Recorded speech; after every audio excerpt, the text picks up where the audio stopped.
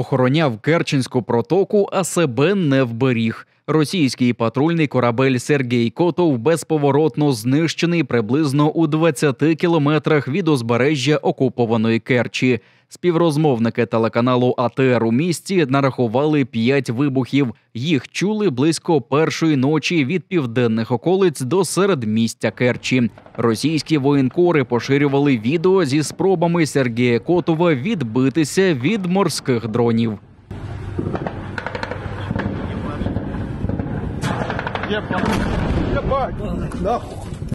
В головному управлінні розвідки підтвердили, що це була спільна операція з військово-морськими силами України. Оператори зі спецпідрозділу «Груп-13» застосували цілу зграю безекіпажних катерів «Магура Ві-5». Були пошкоджені обидва борти та корма Сергія Котова. Крім кадрів ураження, в ГУР опублікували перехоплення доповіді командира 184-ї бригади кораблів охорони водного району Новоросійська, який ділиться деталями нічної української спецоперації. Був атакован 5 беками. Не знаю, як там боролись они с ними 40 минут. Потому что за 40 минут до этого была информация, что в районе Котов 5 беков. Там и вертолет был. Сам корабль, с вооружением там. АК-176-630. Вертоліт, про який згадав російський командир, це К-29. Корабельний транспортно-бойовий гелікоптер, який, вочевидь, не встигли підняти з майданчика. Це ж підтвердили у військово-морських силах України. Не зарадила Котову і корабельна артустановка, а також потужна радіолокаційна система «Позитив».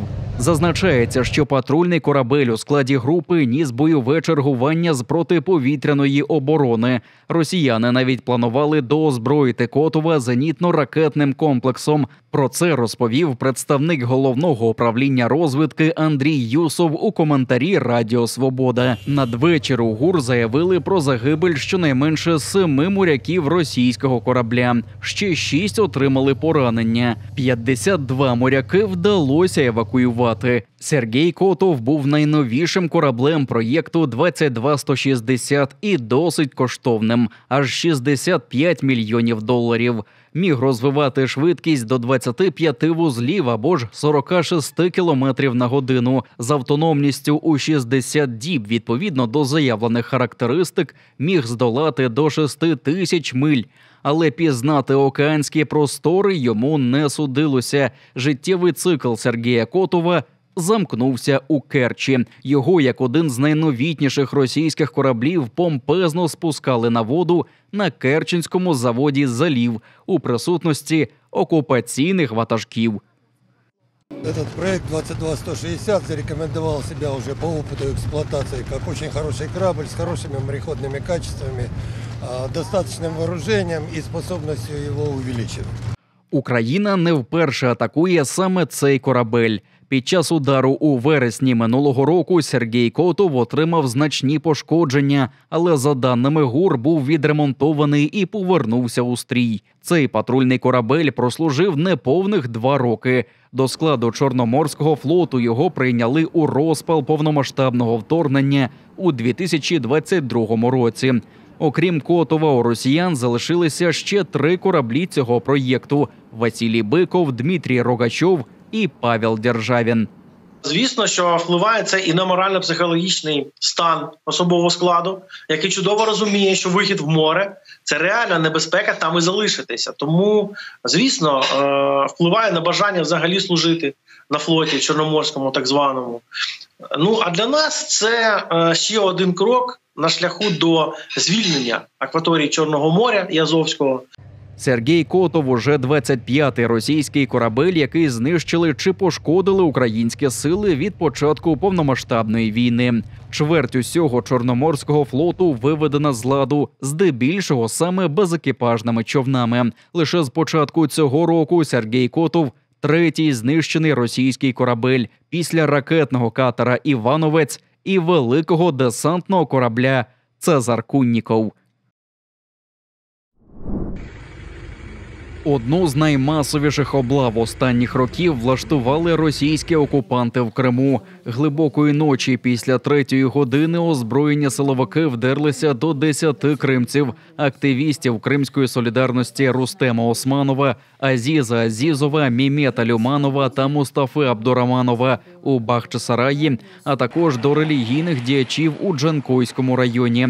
Це колишній імам Ремзі Куртнезіров, імам Ваїд Мустафаєв, Алі Мамутов, Арсен Кашка, Енвер Халілаєв і будівельник Наріман Аметов. Усі вони підтримували співвітчизників на судилищах і піклувалися про родини бранців, а також фільмували репресії як громадянські журналісти і стрімери. У їхніх оселях окупанти поводилися грубо, вивертали всі полиці, порсилися у документах і дитячих речах, а також традиційно підкидали заборонені в Росії книжки.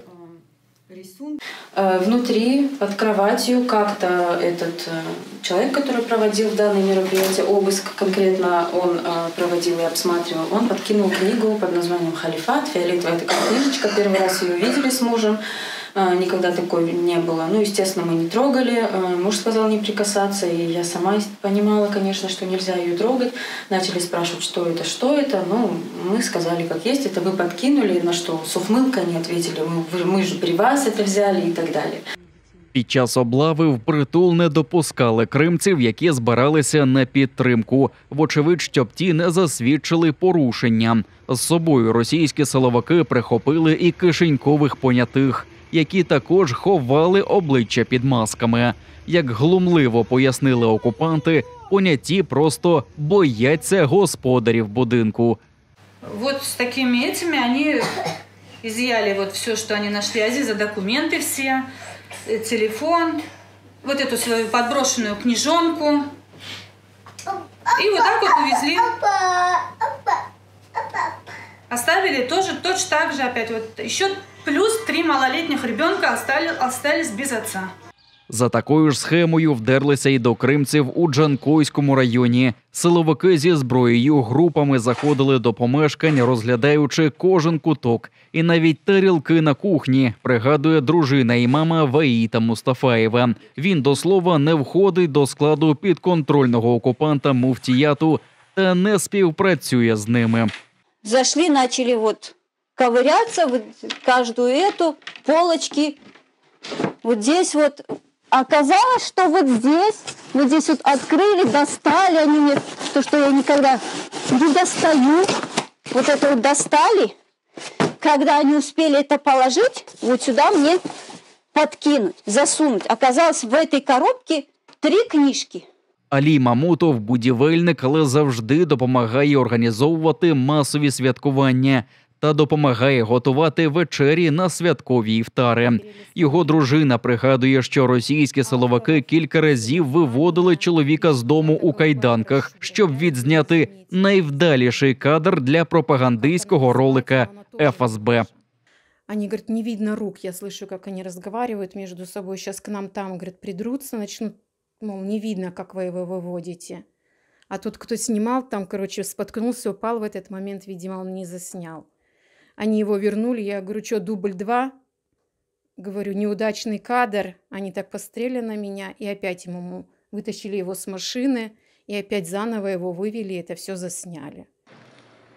Але піком російського цинізму стало звинувачення у тероризмі Ремзі Куртнезірова. Він колишній імам, який має пожиттєву інвалідність 2-ї групи і частково паралізований. Поки оселею кримця нишпорили окупанти, йому довелося викликати карету швидкої допомоги.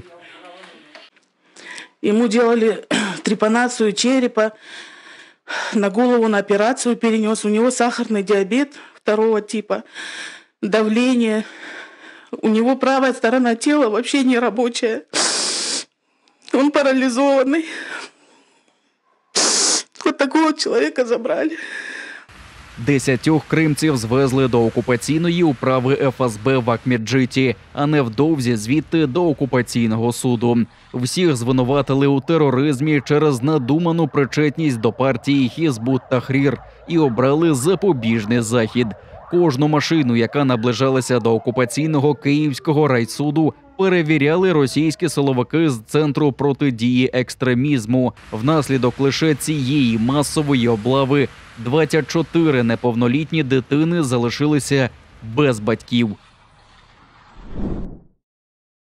Міжнародний кримінальний суд видав ордери на арешт командувача дальньої авіації Росії Сергія Кобалаша та Чорноморського флоту Віктора Соколова. Їх звинувачують у причетності до ракетних ударів по цивільних та критичній інфраструктурі України, у тому числі по електростанціях. Зазначається у прес-релізі Гаазького суду. У період з 10 жовтня 2022 до 9 березня 2023 років вони організували масовані ракетні удари по енергетичній інфраструктурі України. Через це загинули і отримали поранення багато мирних жителів. Суд підсумував, що командувачі навмисно били по цивільних об'єктах, залишаючи українців без світла, гарячої води та опалення. Це очевидні злочини, воєнні злочини Росії та злочини проти людяності. І саме щодо цього є принциповий рух у Міжнародному кримінальному суді. Коли міжнародна юстиція починає працювати, її вже не зупинити. Справедливість для України, для українців та для міжнародної спільноти загалом обов'язково буде відновлено. Російські вбивці будуть відповідати, і це точно. Ордери на арешт російських командирів виписали судді Томоко Акане та Розаріо Айтала, які у березні минулого року видали ордер на арешт президента Росії Владимира Путіна у справі про незаконне вивезення українських дітей з окупованих територій.